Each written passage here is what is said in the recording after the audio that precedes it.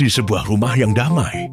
Dua anak kucing, si abang Abu Putih dan si bocil Belang Tabi sedang menikmati hidup mereka. Tapi pagi itu terjadi insiden besar. Si abang, sang kucing senior, beda umur 3 hari, menyembunyikan ikan teri terakhir di balik bantal. Si bocil yang penasaran bertanya, "Bang, mana ikan teri yang tadi di piring?" Dengan tenang si abang menjawab sambil menjilat kaki ikan teri.